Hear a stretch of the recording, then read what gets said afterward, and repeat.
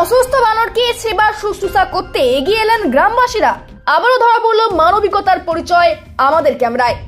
গত সোমবার মুড়ামৌলি গ্রামে এক বানর অসুস্থ হয়ে পড়লে গ্রামবাসীরা সেবা শুশ্রূষা দেওয়ার পর সুস্থ না হতে খবর দেওয়া হয় স্থানীয় ফুলকুসুমা রেঞ্জে।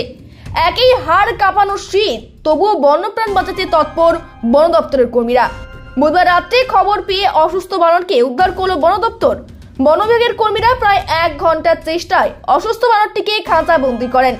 জানা গিয়েছে, বন বিভাগের পক্ষ থেকে ওই অসুস্থ বানরটিকে চিকিৎসার পর আবারও জঙ্গলে ছেড়ে দেওয়া হবে। মুড়ামৌলি গ্রামের থেকে একটি খবর যায় যে একটি বাঁদর অসুস্থ হয়ে আছে।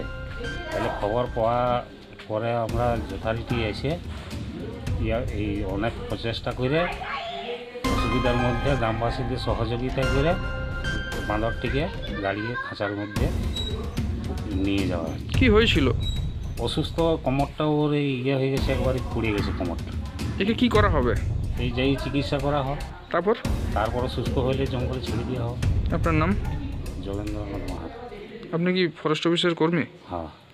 বাঁদরটা অসুস্থ ছিল, তো আমরা বিভিন্নভাবে গ্রামবাসীদের সহায়তায় বা গ্রামের লোকেরা সকলেই যার যেমন সামর্থ্য খাইয়ে দাইয়ে তাকে সুস্থ করার চেষ্টা করেছে, কিন্তু কিছুতেই যখন সুস্থ হচ্ছে না, বাধ্য হয়ে আমরা ফরেস্ট অফিসে জানাই।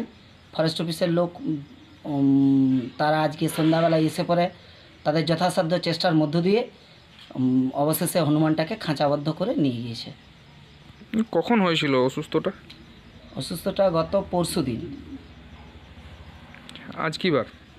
আজকে বুধবার। কতক্ষণ ধরে প্রচেষ্টা করে বানরটিকে ধরার জন্য? প্রায় 1 থেকে 1.5 ঘন্টা। আপনাদের নাম? আমার নাম প্রদীপ দে। সুভাষ দে, সোমনাথ দে।